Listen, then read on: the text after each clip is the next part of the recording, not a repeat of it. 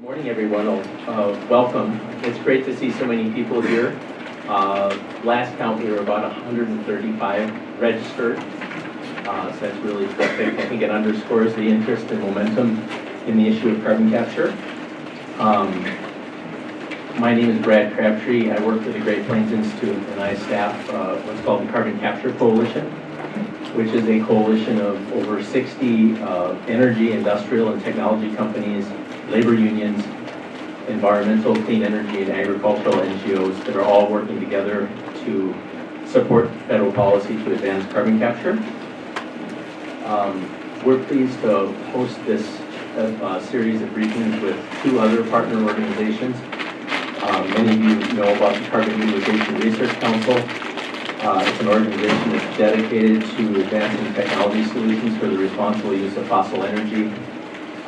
CURC played a very significant role in advancing the 45Q tax credit that passed last year on a bipartisan basis in Congress.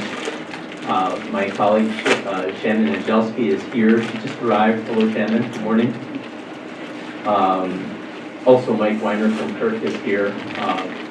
Morning, Mike. Also, the other partner, the Global Carbon Capture and Storage Institute, is an international think tank. Members include governments, companies, NGOs. Originally, it was founded by the Australian government, has a global presence.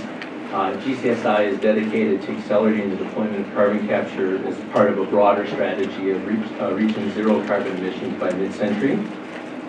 My colleague Lee Beck is here, played a huge role in helping to organize this and the previous sessions. Also, Jeff Erickson is in the back. Welcome, Jeff. So really thanks to both organizations. They're great partners. We also have supporting organizations that are involved in these programs. I want to recognize them. The Center for Climate and Energy Solutions, Clean Air Task Force, Clear Path, Third Wave, the Bipartisan Policy Center, Citizens for Responsible Energy, and the Great Plains Institute where I work. Finally, I want to thank Pam Nelson and Senator Manchin's staff for arranging this room for us. Very much appreciate their ongoing support for this briefing series. The purpose of this briefing series is to provide congressional staff with an opportunity to learn more about carbon capture. We had well over 200 attendees for each of the first two briefings. So it's just great, as I said, to see this continuing interest. This session will focus, the first two briefings, the first focused on the essential role that carbon capture needs to play in meeting mid-century climate goals. The second briefing shifted to technology and the many technologies available to capture and manage CO2 from industrial sources and from power plants. And this is focused on carbon storage and utilization as well as direct air capture. So first, the critical role of climate, then how do we capture the CO2 and carbon and manage it, and now where do we put it and how do we put it to productive use? Before we get started, I'd just like to mention one thing. For those of you who are checking in, we didn't have perhaps enough copies. I hope we did. You had there a federal policy blueprint. This is a document that was just released last week. It was the consensus. It's a consensus federal blueprint for federal policy from the Carbon Capture Coalition. The coalition spent 5 months working on it, and the goal is now that 45Q is passed and we have this really important incentive, what are the other federal policies that are needed to enhance 45Q and to build on 45Q? The larger ambition is that carbon capture have the same breadth and level of policy support that other low and zero carbon technologies have, such as wind and solar, and that we can have the same type of deployment and curve that we've seen for those other technologies. So I encourage you to look at this resource. The fact that, again, that we have over 60 companies, unions, and NGOs backing this agenda is quite significant. Also want to note, if you didn't get a copy of this, you will get an electronic version by email after the event. Also, you will have the PowerPoint presentations available electronically and then a recording of the meeting, both for your own use and if you wish to share it with others. So with that, I'm going to turn it over to my colleague Shannon, who will introduce our keynote speaker. Thank you, Shannon.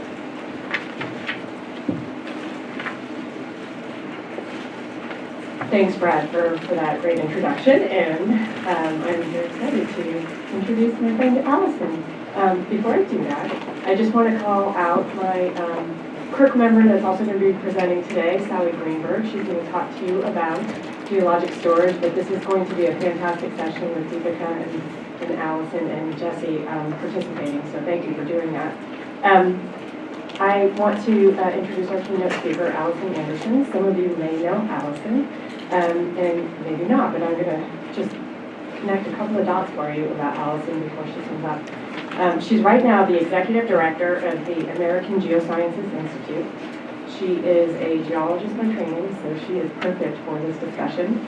And prior to that, she worked with the Bureau of Safety and Environmental Enforcement, and that was following the Water Horizon course. So perfect time to be there, very interesting time, and she is certainly a pioneer in the industry, sort of paving the way for all of us, and this is an important topic, and we're thrilled to have you here, Allyson. What I wanted to mention is that I know Allyson from many years ago when she worked with Senator Jeff Bingaman when he was chairman of the Energy Committee, Senate Energy Committee, I should say. And she was one of the first staffers that I had the opportunity to work with that knew geology, knew everything that was below the ground, and tried to help us understand how do we intersect these policy impacts of what we're trying to do with carbon capture, utilization, and storage in the subsurface. And so she was like such a resource to all of us that we're just learning. We were just really trying to scratch the surface on some of these issues at the time. So she is really key to a lot of the initial policies that we have currently in place today because of her work on the committee and her education to all of us that really we needed her help. And so timely, so glad that you made it to Washington and found your way here. So with that introduction, I'm just going to hand it straight over to you, Allyson, and that you take over from here. But thank you.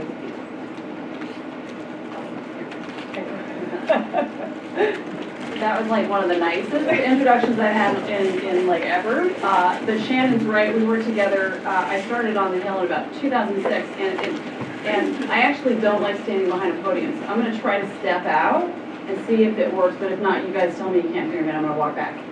So can you guys hear me? In the back. Nod. Thank you. Okay. So podiums are stifling, and they're not great. And neither is PowerPoint, so you're not going to see that here today. I'm just going to talk for a little bit. I've only got about 5 or 6 minutes to kind of give you a framing overview of all of this. So the concept, as Shannon was alluding to, of geologic sequestration actually has been around in the vernacular for decades, right?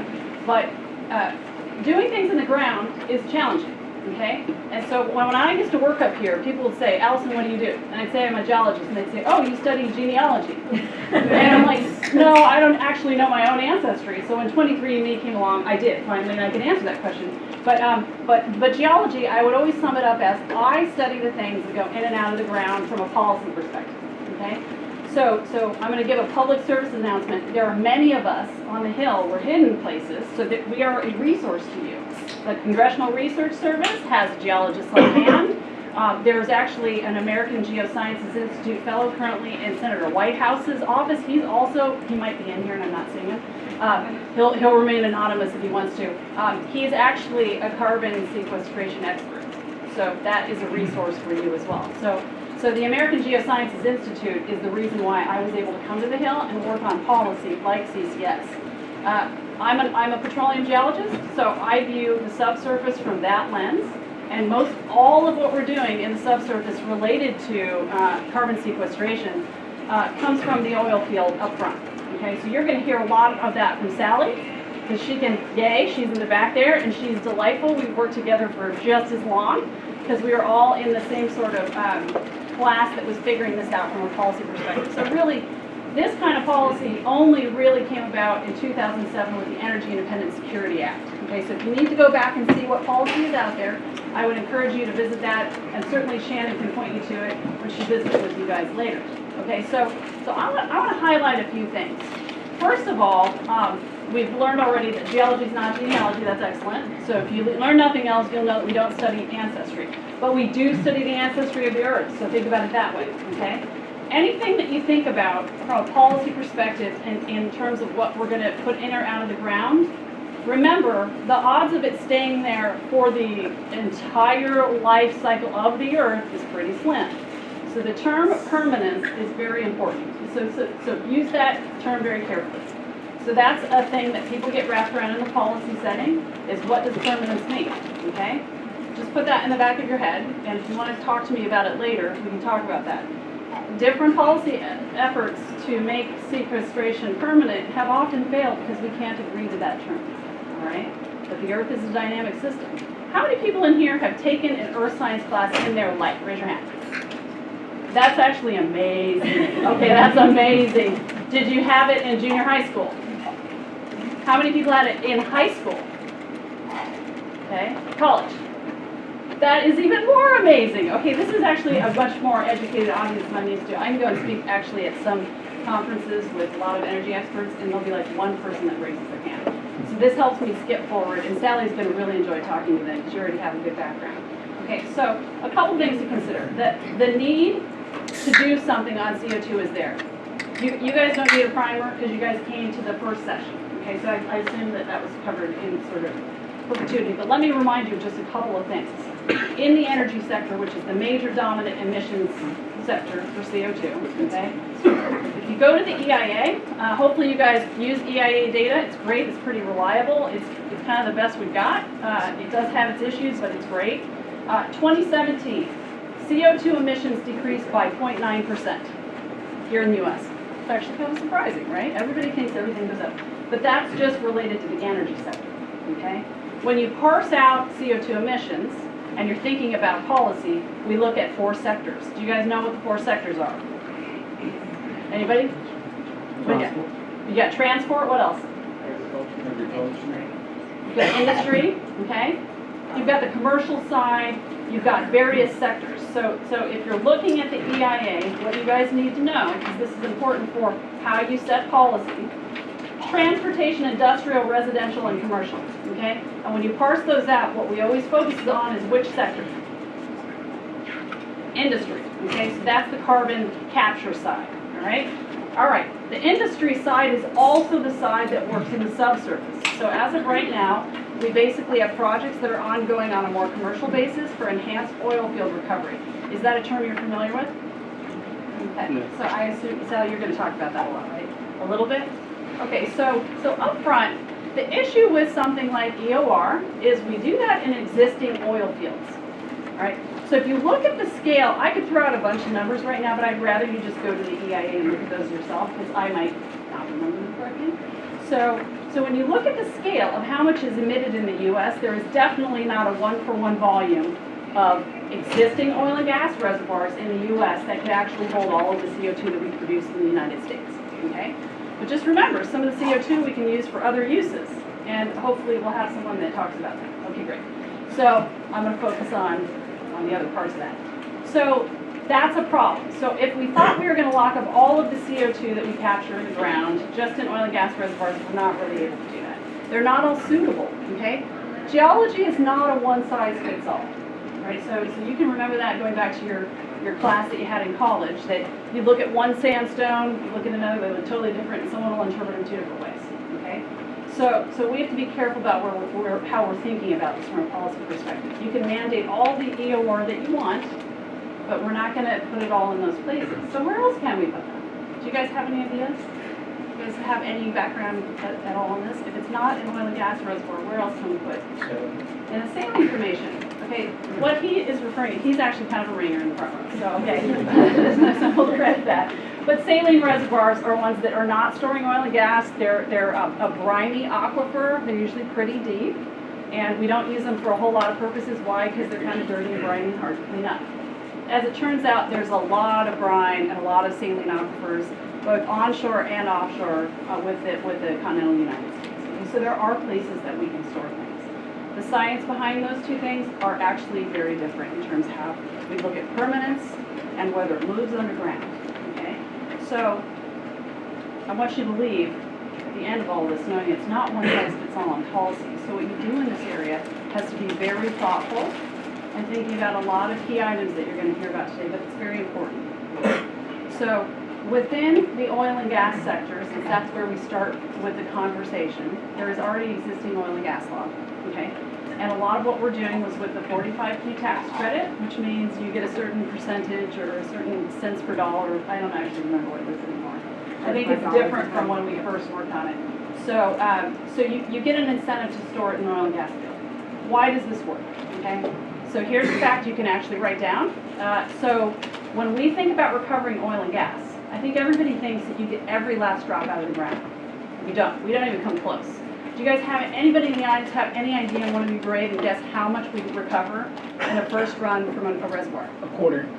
Like 25%? It's not bad. Okay, that's a pretty good estimate. Sometimes it's 10%, sometimes occasionally 35%. There's a good size range. As we get better and better at extractive techniques for oil and gas, that number goes up. So by and large, really awesome recovery is about 40%. Okay? You can use something like CO2 to get more oil and gas out of the ground.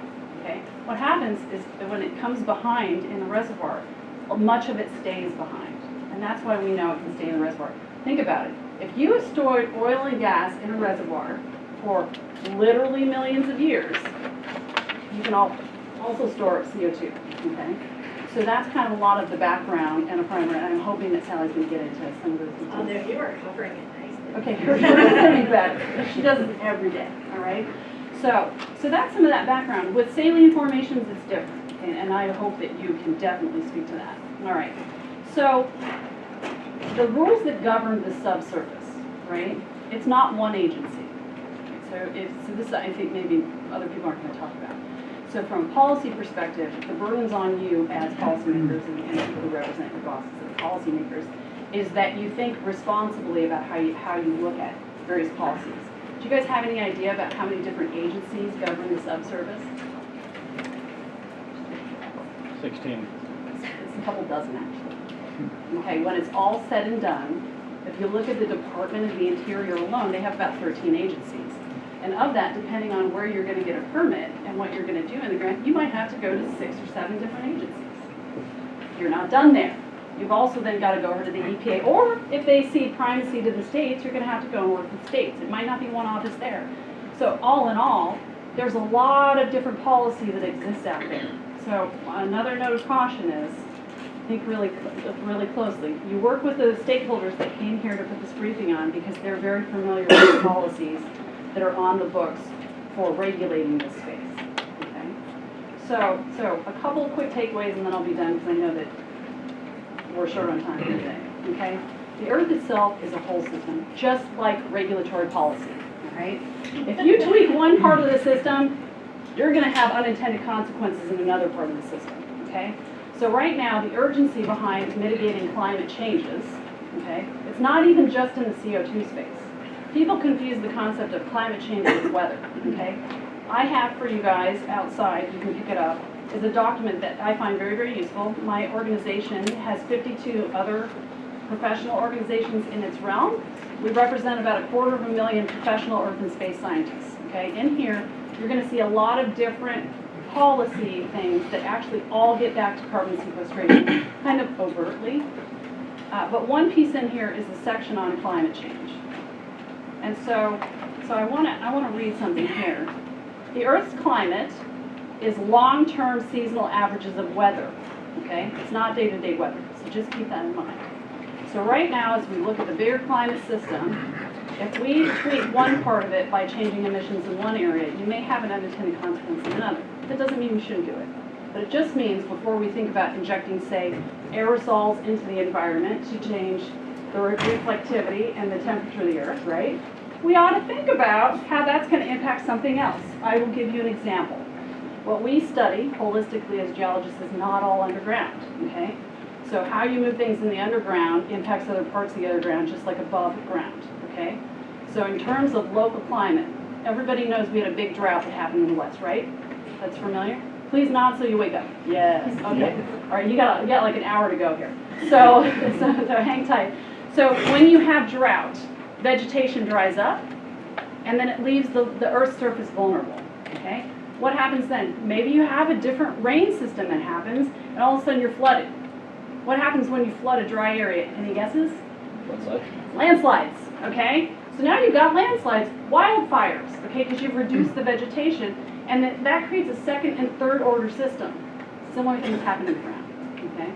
So as you're thinking today, I hope that you leave with a really deep respect of what we're talking about when we talk about putting things in the ground and mitigated carbon. Whatever you do in policy here in the United States with respect to this has world order effects. It's a very important topic and it's very important work today. Okay, couple things here. There are some studies you should make note of. I didn't bring them. You can find them online. The National Academy of Engineers, they have a study that talks about carbon storage. It's listed as one of their 13 or 14 grand challenges of our century. Okay, that's kind of tall order. It's on par with safe global drinking water. Okay, so it's a pretty big deal. Another thing, or if you're familiar with the X Prize, they have a carbon prize. They have a lot of resources that you can go to on their website. You can also call a former Hill Fellow. His name is Marcus Extavor. He runs that program. He'll talk to you anytime. If anyone's ever heard of him, he's a great guy. He also worked on the committee, and Shannon probably met him as well. The last thing is the National Petroleum Council. Hopefully everybody knows of this entity. We are currently undertaking, and Sallie's a part of that, a study on carbon capture, utilization, and storage, or sequestration. Okay, so those are coming. The MPC study is coming out later this year. Later this year. Yeah, because we're actively working and writing and editing that right now. So there is a host of things, okay? So consider what you're doing as very important. If you need help, my institute and the people that you're going to hear from are here to help. Pick this up as you walk out. We also have another document that I would love to share with you online. It's called Petroleum and the Environment. We have a section that relates specifically to enhanced oil recovery in there that will talk about the environmental impacts of that, all right? So a lot of the people in the room might think carbon sequestration is scary. You can just internally nod if that's how you feel. You can do this safely. You can do it safely. It's about picking the right place with the right policies and being very diligent about it. But if you need some backgrounders on that, we have that. You can find it at our website, Petroleum and the Environment. You just Google that title. Our document will come up and it's a resource to you, okay? So feel empowered, but be careful in this space because what you're going to do is going to have lasting effects for millennia, all right? Thanks.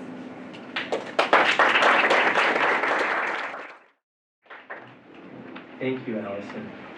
Great to have you involved. Now I get to introduce the next speaker who has already been suggested by Allyson. A foremost expert on geologic storage of CO2. She also engages with stakeholders and policymakers all over the United States and even internationally. She is Associate Director of the Illinois State Geological Survey, but clearly has a national role in this field. Also, there's been some talk already about saline storage. She's very involved. Archer Daniels Midland is here in the room. They have the first large-scale storage project using CO2 from ethanol, storing over 1 million tons of CO2 in a saline formation near Decatur, Illinois right now, and Sallie was very involved with the ADM team in developing that project. So Sallie, great to have you. Please welcome Sallie Greenberg.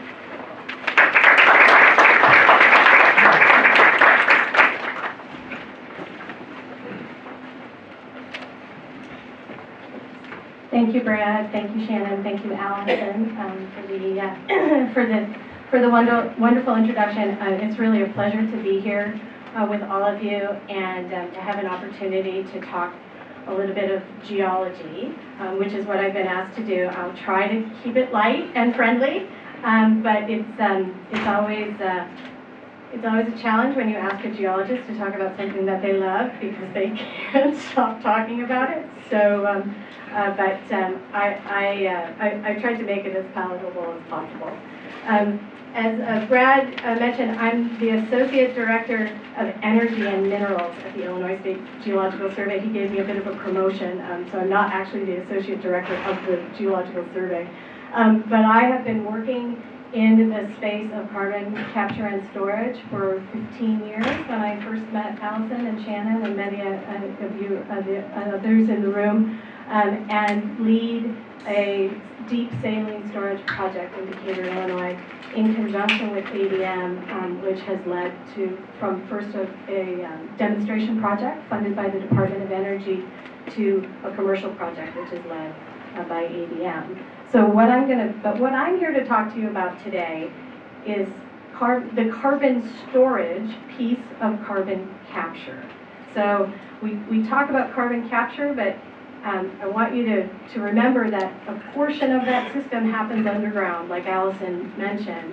And so what I hope you walk away with today is what is carbon storage, where can we do it, how much can we do, how does it actually happen, and is it safe? And so the headline is, yes, it's safe, we know how to do it, as Allyson mentioned, and we have many examples of that around the United States. So the basic system of carbon capture, utilization, and storage is that you are capturing carbon dioxide from a point source. In the case of the project that I lead, that point source is ethanol production, so it's essentially pure CO2, which you dehydrate. Carbon dioxide is a compressible gas, which means that you can squeeze it to make it something other than the gas that it is at the surface. So when you squeeze it, it essentially becomes a liquid, and you store that carbon dioxide as a liquid deep in the subsurface. You need to transport it, usually via a pipeline, and then you drill a well, a deep well, and you inject that carbon dioxide in a well-constructed steel encased system where the carbon dioxide goes directly from that pipe into a rock where it's stored. And we'll talk a lot more about that actual process. And then you use a variety of tools and technologies to monitor and verify that the carbon dioxide that you have put deep in the subsurface is staying there, and you know where it is, and it's behaving in the way that you anticipate that it will behave. So there are a variety of ways that you can store or sequester carbon dioxide. You can do terrestrial sequestration. We have in the past talked about ocean sequestration. It's not a particularly popular idea, and I'm not going to say anything more about it than that. But really, where many of us have focused over the last 20 years, especially through work done by the Department of Energy, is in the area of geologic storage of carbon dioxide in 3 different forms. Enhancing the recovery of methane from coal beds, enhancing oil recovery, which Allyson talked a little bit about a minute ago, and then saline reservoir storage. And so those different mechanisms are the way in which we can utilize the earth and its potential to store things permanently for long-term objectives of reducing the amount of CO2 emissions going into the atmosphere. So this figure is showing you, so I'm going to move on to sort of where can we do carbon storage and how much carbon storage can we do. If you look at the figure on the left, you'll see a lot of areas in blue.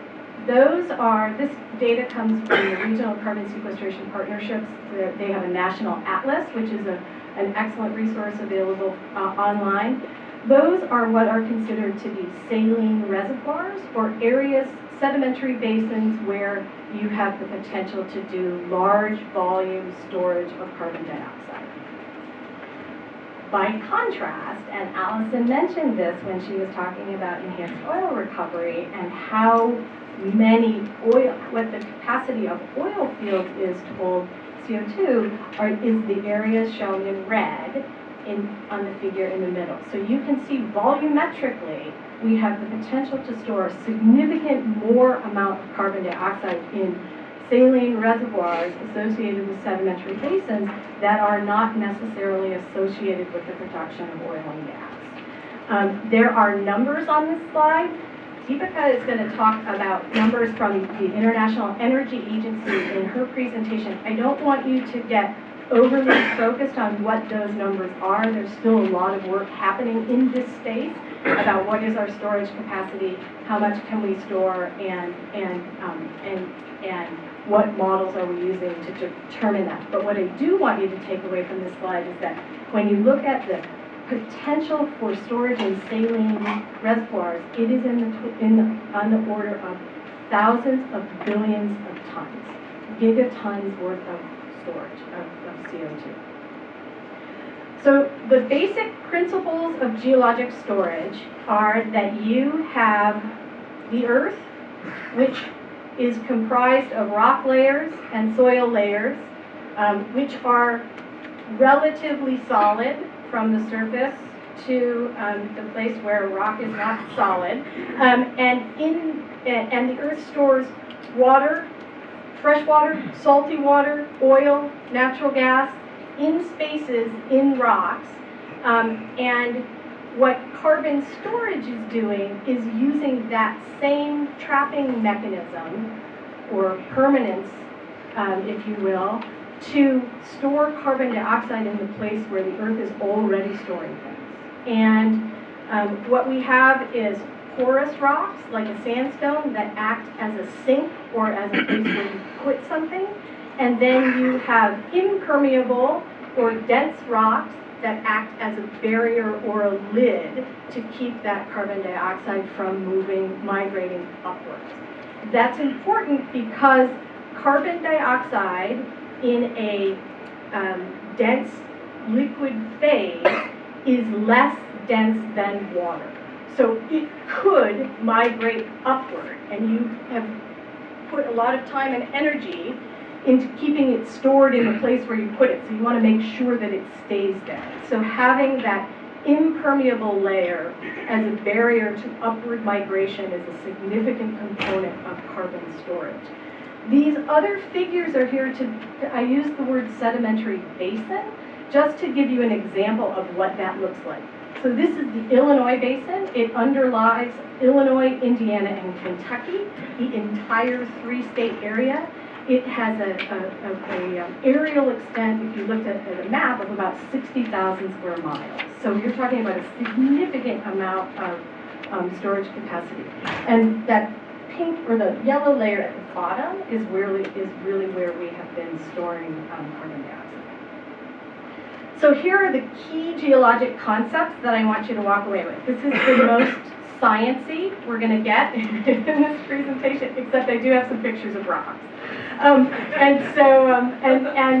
But really, it all kind of boils down to this: injectivity. So can you put carbon dioxide in a rock? Capacity, how much carbon dioxide can you put in that rock? Containment, can you keep it there and not have it move or migrate? And production, is there some usable commodity that you can get from the rock? And this, again, Allyson set things up so nicely for me,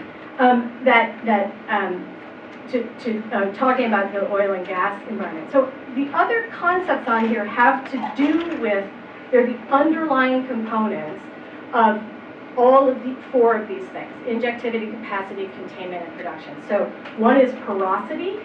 Porosity is the amount of open space available in a rock. So I like to think about it this way: if you had a crate of oranges, all of those oranges touch each other in multiple locations, but there's lots of space where there's air, right?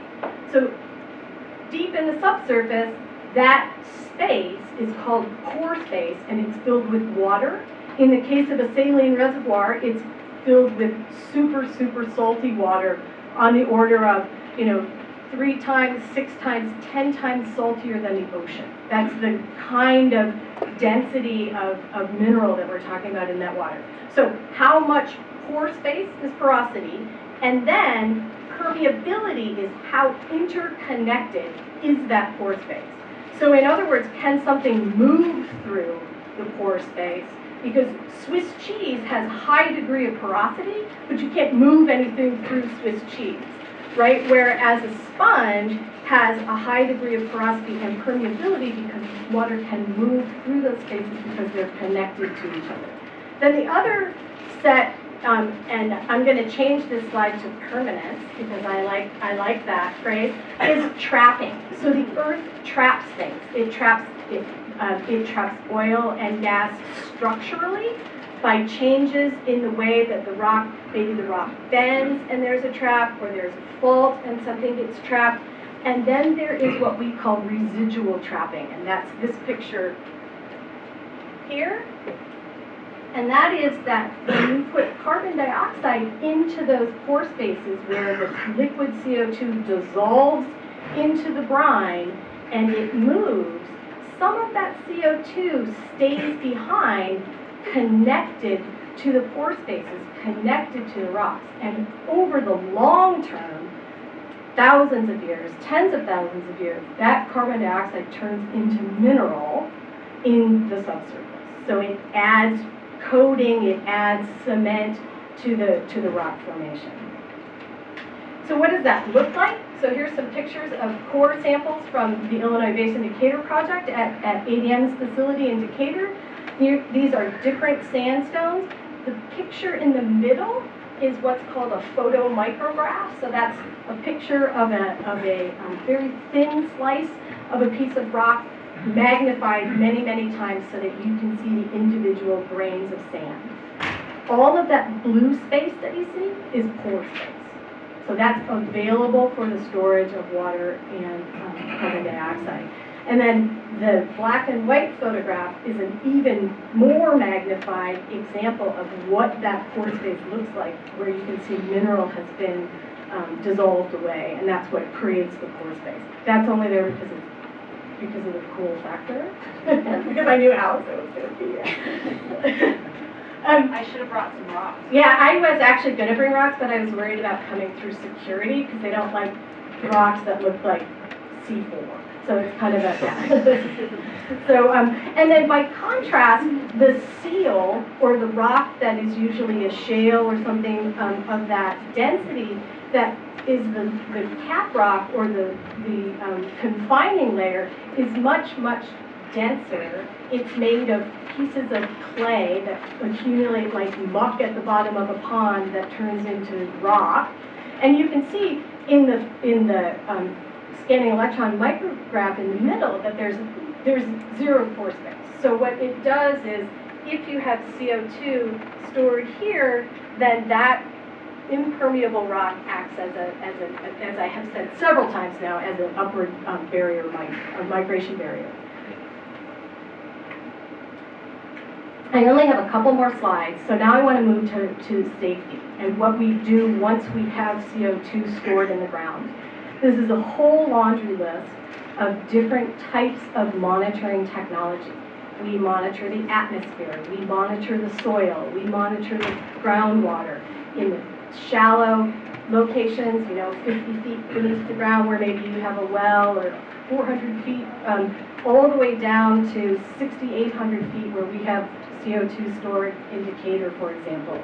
We use geophysical monitoring techniques where you see trucks like this up above, which have a plate on them, and that plate sends energy into the earth, and then we record how long it takes for that energy to bounce back. It's essentially like taking a sonogram of the earth, and you end up with an image that looks like this on the bottom here. And then if you repeat that over time, once you have carbon dioxide stored in your rock layers, you can start to see a difference in the reflection in those different layers, and that's where your carbon dioxide is stored. So this is an example from Sleipner project in Norway, which is under CO2 stored under the North Sea. So we spend, as scientists, an enormous amount of time understanding the environment before we put carbon dioxide into it, while we're storing carbon dioxide, and then monitoring after the fact. And that's a word, the phrase that we use for that is establishing a baseline. So, because the complicated thing here is that in the air, in the soil, in the shallow groundwater, in the deep brine that I'm talking about, in the rock itself, all of those things already have carbon dioxide in them.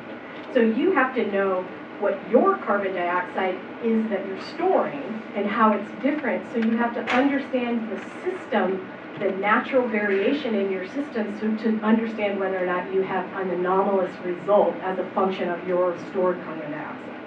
And trust me, a lot of time and energy and funding goes into understanding what the best mechanisms are for being able to store them. Because when you store carbon dioxide, you have to demonstrate to the Environmental Protection Agency and a whole lot of dozens of agencies, as Allyson was talking about, that you are not going to damage underground sources of drinking water, and that what you're doing is not going to fracture the rock into which you are injecting. So this is completely opposite of hydraulic fracturing, where the point of hydraulic fracturing is to make microfractures so that you can extract more oil or natural gas from those resources. Here, we are regulated by law to understand what the pressure is that would break the rock, and you can only inject at a pressure that is 80% of what that fracture pressure is called. So if you break the rock, you're in big trouble, basically, is what it comes down to. The other thing is that we use a lot of sophisticated modeling. We collect a lot of data in our, when we drill wells, when we do seismic surveys, and so scientists, geologists especially, love rocks, they love data. We put all of that into models to help us understand and image what the CO2 looks like and where it is in the subsurface. And so this is from the two projects that we have in Decatur and the two plumes from those two different projects. Anthony, I don't know if you've seen that, but anyways. And then, so my sort of takeaway points are, I want you to understand that carbon capture, utilization, and storage is comprised of a bunch of pre-existing technologies that are not new and are not unique. What is unique is the combination of those technologies to solve an immediate problem. And that is where policy helps us and why we're even considering doing CCUS. I also want you to understand that the United States is leading in both saline and enhanced oil recovery storage, in protection of safe water, of safe drinking water, in policy incentives like 45Q. What you need to be able to do this is you have to choose the best geology available. And so, as Allyson said, the geology is always going to be different. You always, always, always have to understand what that is when it comes to storage. There is no, there's no way of getting around bad geology, and there's only certain places that you can do this. But we know where those are, and we understand what it means. Forming good partnerships is super important. That includes partnerships between those of you in this room and those of us who are doing this as scientists. And so I would encourage you, my information is in this presentation, to reach out to me or any of my colleagues to utilize the resources that Allyson has mentioned and to leverage the knowledge that exists from 20 years of doing this. And engagement is super, super critical at all levels, at the policy level, at the general public, and at the project level. And then, here's my contact information. I need to do a little bit of setup for Deepika, because she is going to be talking about enhanced oil recovery. And so what I just want to do here is show you this slide. So enhanced oil recovery uses all of those geologic principles that I talked about. Trapping, permanence, oil is trapped in the ground, it's held in pore spaces, and what you do with enhanced oil recovery is you use carbon dioxide. You can either use it as a pushing force, or you can use it as a solvent, where depending on the pressure and temperature of your reservoir, if you have the right conditions, you can get the CO2 to go into essentially solution with the oil, and it makes it less sticky, and then when you pump on it you can produce more oil. So that's the basics of enhanced oil recovery. Or if you don't have quite those right pressure and temperature conditions, you can use it as a pushing force, which helps you move CO2 from well to well where it's produced. So I've taken quite a lot of time, and but thank you all very much.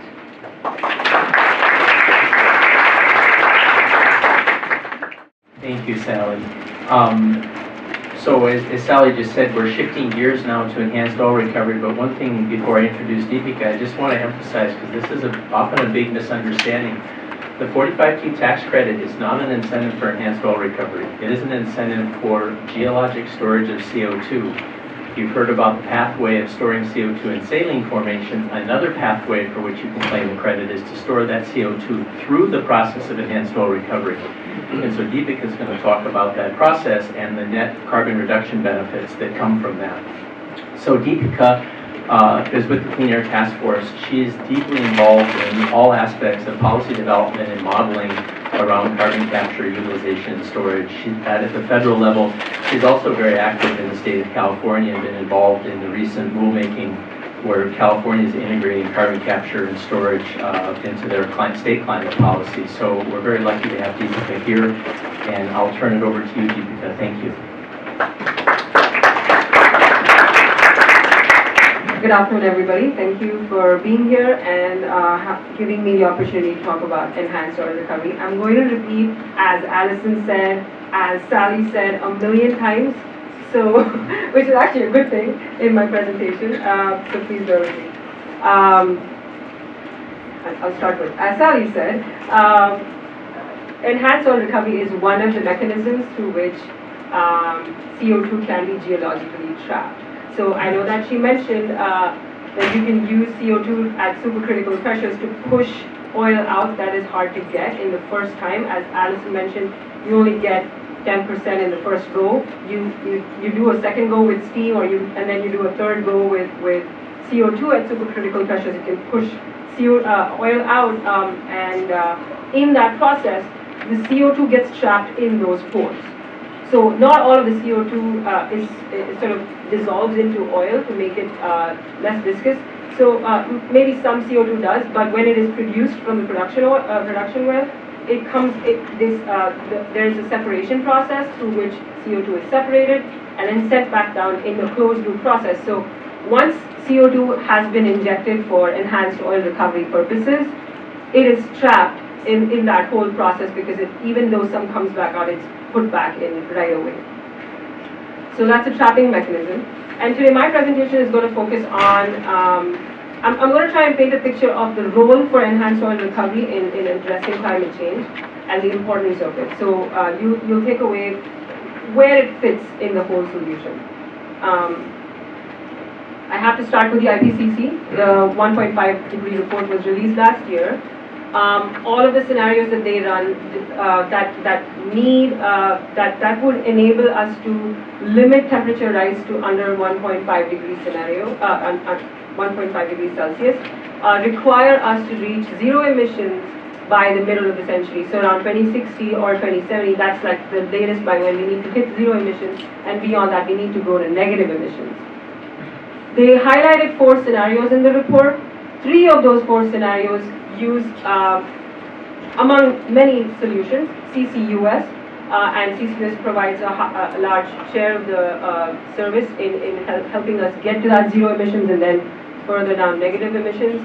There's one scenario that the report highlighted that doesn't use CCUS at all, and that happens to be the scenario in which globally we cut our energy use by a third.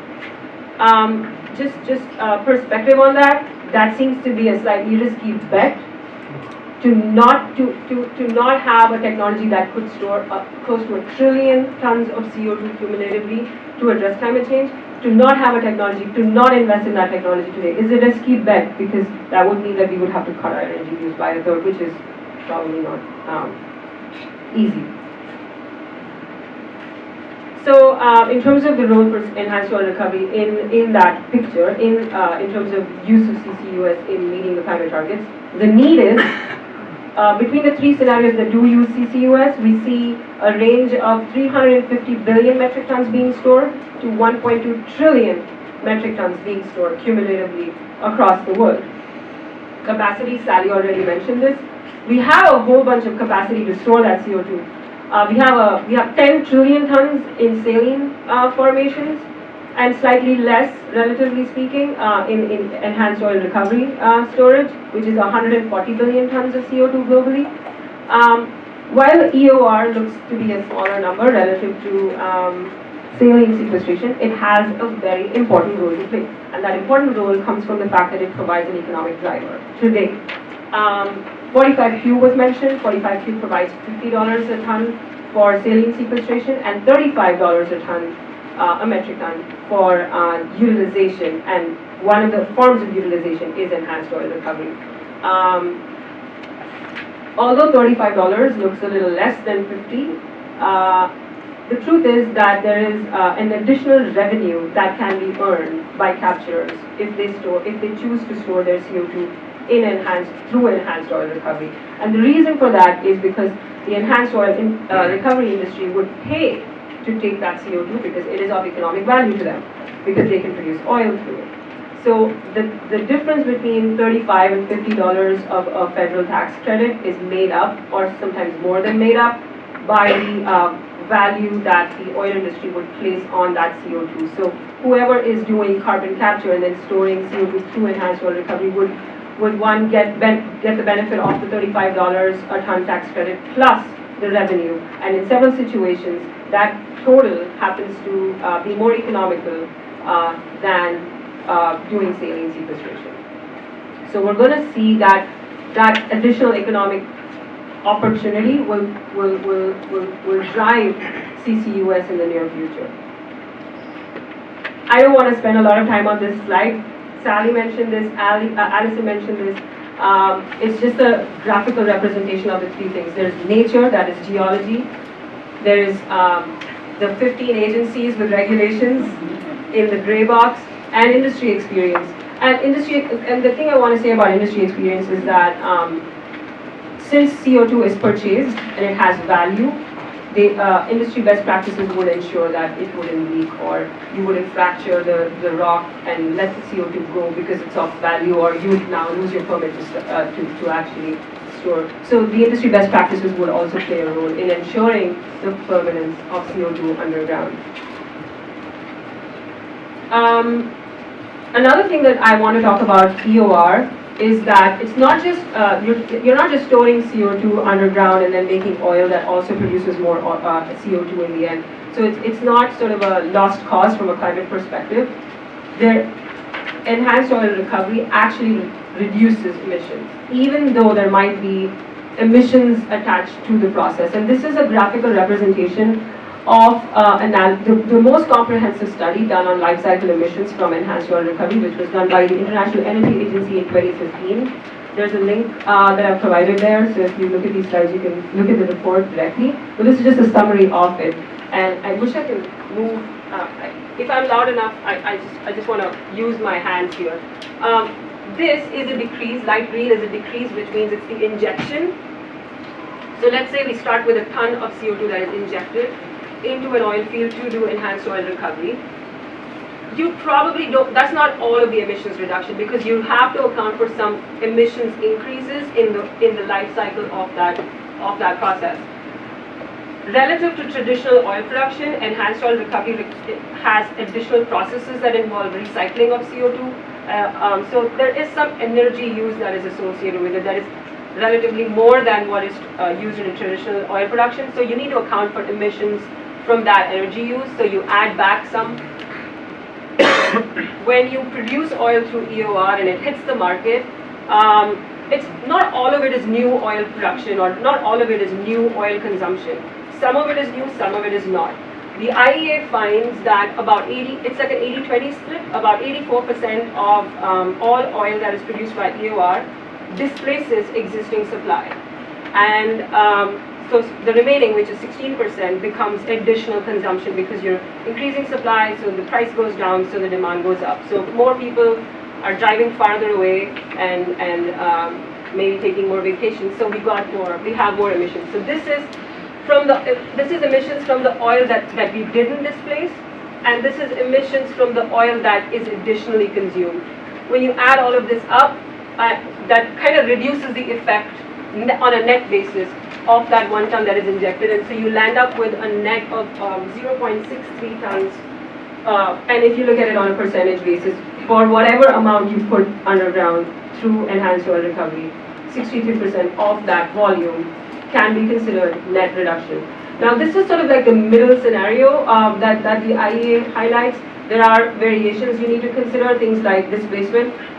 What if the displacement is less? What if you don't displace 80% of existing supply? What if you displace less? That means you have more additional oil. The IEA estimates that even if the additional oil goes from 16 to 50%, you will still see net reductions. The other thing to keep in mind is the IEA assumes in all of this calculation an equivalent kind of oil being displaced. But that's not probably how it works in the real market. So likely that the oil that you will displace is more carbon intensive than the oil that you have now produced through EOR. And if that happens, you're probably going to see higher net negative emissions or even net reductions, or even net negative emissions. That means that you may actually be storing more than you release because of that displacement.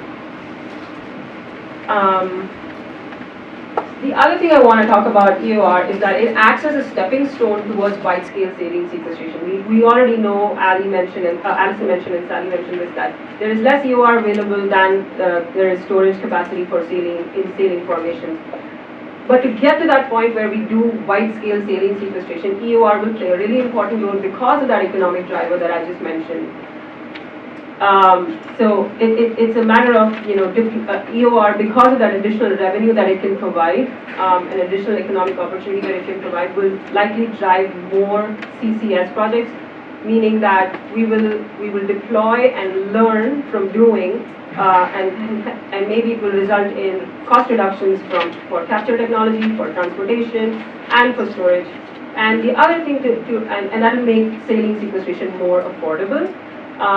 Relatively more affordable. And the other thing to note about EOR is that if EOR industry helps develop capture, helps deploy capture and develop pipeline systems for transporting CO2 from source to sink, the same infrastructure could actually be repurposed for saline sequestration.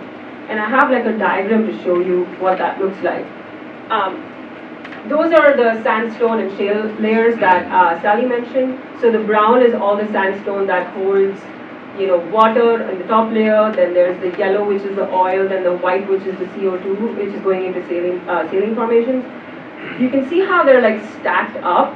So if a pipeline is bringing from, say, ethanol production in the Midwest down to all the places where there is EOR, which is in the green, the saline formations are right underneath or above the same area. So the pipelines that would transmit large volumes of CO2 from large sources to large sink can still be used when we move from EOR to saline. So it's almost like the private capital would have been utilized to develop that infrastructure that will then be used in the future for saline sequestration. So this is an example of how stacked storage can utilize existing infrastructure. So in this way, saline storage becomes more lucrative as we deploy this infrastructure. The last thing I want to say is that EOR is not some static process. It is something that is likely to evolve, and there is room for innovation. And right now, although EOR industry would like to use as little CO2 as possible to get as much oil out as possible, there is a role for public policy to be designed in such a way that it can incentivize the industry to use more CO2 to produce less oil, and that ratio, to sort of play with that ratio. And that can increase either the net emission reduction or create net negative emissions in the end. So key takeaways, CCUS is important. It's secure, it has net reductions, and it will lead the way by infrastructure development for wide-scale saline sequestration. Thank you. Thank you very much, Deepika. Our next speaker is Jessie Stolark with Third Way. Jessie recently joined Third Way. She was with the Energy and Environmental Study Institute. Some of you may know her in that role. She was policy advisor working on energy and agricultural programs for ESI. She's now at Third Way leading their efforts on carbon capture and utilization, and very active in all the federal policy work going on. It's great to have her in this role. And Jessie's going to talk to you about other beneficial ways to use CO2 beyond enhanced oil recovery that will result in emissions reductions. And she's going to talk a little bit about direct air capture, capturing CO2 from the atmosphere. So please welcome Jessie.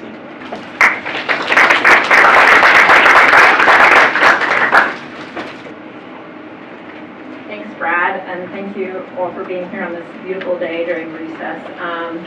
As Brad said, I'm Jessie Stolark, and I just recently joined Third Way. I was at EDSI, and this is an issue kind of near and dear to my heart because at EDSI I worked on a lot of biofuels, bioeconomy, biotechnology issues, and I actually have a master's degree in geology, so I like to tell people I'm a recovering geologist. So right up front, I just want to tell you my 3 takeaways from the presentation since we've been sitting for a long time today, and it's really going to echo what all the previous speakers have said.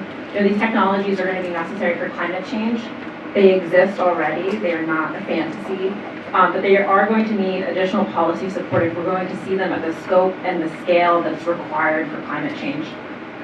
And I just wanted to kind of, you know, when they asked me to talk about direct air capture and utilization all together in 10 minutes, I mean, we could spend weeks on these technologies, but why we're talking about the 2 of them together is they really go hand in hand. In terms of the scope of the issue, direct air capture is really needed to capture and storage of CO2, but utilization is going to be really important because it's going to provide economic commodities that we can basically commoditize CO2. We look at CO2 as a waste product, but really we can look at it as a commodity. And we also throw around this term zero carbon or carbon free. There's a lot of things that we really rely upon in our modern economy that are based on carbon, like our water bottles that we're drinking out of today, the carpet that we're standing on, a lot of the clothes we're wearing, transportation fuels, computers, electronics. There's just so many things that we're not going to find replacements to carbon in our lives. And so we have to think of, instead about where is that carbon coming from? Is there a way to recycle carbon or to permanently sequester carbon in products that we're using in our everyday lives? So I wanted to kind of take a historical aside. Like Sallie said, these technologies are in existence. The really cool thing to me about carbon dioxide removal technologies is they've been around a long time. They're actually what have enabled us to go into space. They're what enabled us to exist in like submarines and enclosed environments. And I actually wrote this book even before I started working on carbon dioxide and CBR. And it's a really cool book. It's by Scott Kelly. He's the astronaut who spent a year at the International Space Station, and they're doing a twin study on him because his brother is actually an astronaut as well. But he spent a lot of the book talking about how frustrating their carbon dioxide removal system was to him and how it's a major impediment for us to getting to Mars. And so really the only difference between what he's talking about in that book and what we're talking about today, again, is the scope and the scale. It's really kind of a similar technology. So why is Third Way working on carbon capture? I just wanted to kind of briefly tell you why. So we have a couple of high-level goals that we want to see in any U.S. climate policy. The first is that it's 0 by 50, meaning zero net emissions by 2050, because the science is very clear on that that's where we need to be.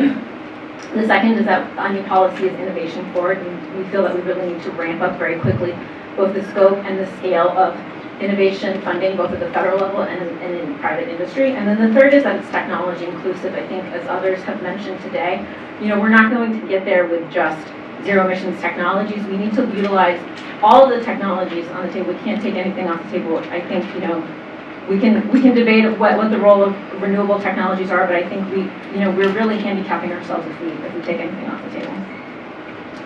So, you know, why carbon capture in terms of dealing with climate change and direct air capture specifically? Senator King got to this issue, I think, really well. He was at an energy hearing a couple weeks ago, and he showed this graph that just shows over almost the last million years where CO2 levels have been. And if you look at that spike at the very, very end there, that's really, since the Industrial Revolution, how much CO2 we've been putting into the atmosphere. And he was trying to make the point that even if we got to zero emissions tomorrow, we'd also have to deal with what's already in the atmosphere. And that at that hearing, they said that 95% of the problem in regards to CO2 and other greenhouse gases are already in the atmosphere. So we have to both deal with existing emission sources, but also begin drawing down what's already been in the atmosphere. And this is just a kind of a summary of the IPCC scenarios, and Deepika talked about it, so I won't belabor the point, but if you see on the bottom here, the blue, that's really where we need to be in terms of net negative emissions, and we really need to be ramping up these technologies in the near term to kind of get to the volumes that we need to get to by mid-century. there was a recent report by the Rhodium Group, and they said that we need 9 million tons of direct air capture capacity by 2030 to meet our mid-century goals. So that's kind of where that, you see that blue taking off in the bottom there. And the other point I wanted to make is that we also have all these emitting technologies that are going to be very hard to decarbonize. That includes our industrial sector. The building sector is another one. And so that we need, to be working on multiple strategies here. So what is direct air capture? And I think Sallie really outlined things really well. If you were here at the last presentation, they also gave a great, very technical explanation of what post-combustion capture is. And post-combustion capture is very similar to direct air capture. It uses very similar technology. You use fans to suck in the ambient air. It's passed over a sorbent and solvent to collect the CO2 that is heated to compress, heated to shake the CO2 loose from those scrubbers, and then it is compressed. It can be stored, or as I was discussing before, you can make useful products from it. And it's interesting to note, when I say it has unlimited capture potential, with direct air capture, our only limitation is how many facilities we want to build and where we want to put them. So in terms of commercialization, there's 3 companies that are already kind of the commercial leaders in this space. There's Carbon Engineering from Canada, Climeworks, which is based in Switzerland, and Global Thermostat, which is here in the United States. Carbon Engineering just announced last week that they are partnering with Oxy Petroleum in the Permian Basin. They're going to be using direct air capture for enhanced oil recovery, and they're planning on capturing up to 1 million metric tons of CO2 per year at that facility. Global Thermostat is also building the world's largest direct air capture facility in Huntsville, Alabama. So going back to carbon utilization, it's basically we're turning the carbon from a waste to a commodity, and you can think of pretty much an application in every single sector, from fuels to chemicals, building materials, agriculture, and then new materials. And there's a couple of different drivers for carbon utilization, why we're seeing companies pick up on this. One is if you can make a product that has a higher value, or it's cheaper to make it with recycled carbon than with the petroleum, which carbon fiber is a very valuable material. So that's one example. A second example would be if you can come up with a product that has a novel properties as compared to what you could derive from petroleum products. So that might be things like ethanol, because it has novel characteristics as compared to gasoline.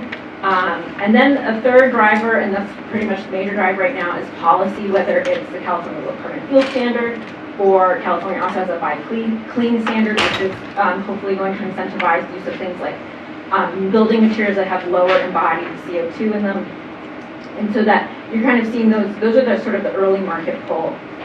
And then it's estimated that there's a $1 trillion U.S. global market, or U.S. market opportunity every year in carbon utilization, and it's even, multiple times bigger worldwide. So again, these are just a few of the companies kind of commercializing the technology. Third Wave put out a map last summer looking at kind of who all the players are. And at that time, there were 49 companies in the United States commercializing CO2-based products. So I would assume that number might even be higher today. I wanted to point out one of my, I think everybody in this space's favorite projects is LanzaTech. LanzaTech is using a process where they're capturing the waste gases from steel mills to produce a jet fuel, and they've actually flown that on a commercial flight already. They're partnering with Virgin Atlantic, and LanzaTech is commercializing that technology already in China, the UK, and the EU. And we were talking a little bit before about kind of there's all this research and development happening at the federal level. It's really amazing on direct air capture and utilization. There's just been sort of a flourishing over the last year in terms of all these reports. There's these really foundational reports from the National Academies of Sciences. The Department of Energy is looking at it, as well as outside groups like the Rhodium Group that did this really great report on direct air capture that was just released. It's very interesting to note, if you look at I think, what we're excited about is that Congress is already acting on these recommendations. So, for example, in the National Academy of Sciences report, it recommends $16 million for direct air capture for research and development money every year, and in the House Appropriations Bill there was $10 million. So it's a really excellent starting point for all of this. But in general, I think the consensus here is that we need a significant federal investment in the research and development of all these technologies. I'm not going to talk a lot about 45Q. I think everybody's done a really great job talking about it, but I love this quote from Senator Heitkamp. who spoke about 45Q at an event last week, and she said the single greatest thing that 45Q did is it put carbon capture on the map. For me, what she meant is that, 45Q is a foundational policy. It's not the only policy. Just like we saw with renewables technologies, it took a lot of different policy supports to kind of get those technologies over the finish line. I think the same is going to be true of carbon capture. And then I'll just give a mention to the policy blueprint, which hopefully I think have a copy outside. It really puts together this picture very nicely of kind of all of the things that need to come together in the policy world. So that'll be a teaser. I think one of the next carbon capture lunches is going to be on policy. So what your appetite. So if you have any questions on utilization or direct air capture, you can feel free to reach out to me. If I don't know the answer, I probably know the person who knows the answer. So thank you all.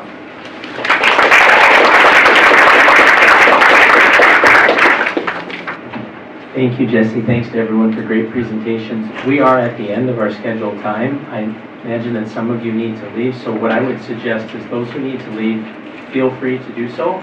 But the speakers are all here and we'll be happy to stay and answer questions for those who have a few more minutes and have questions to ask. And I apologize that we came right up to 1 o'clock. Anybody have questions? Okay, that was totally feel free.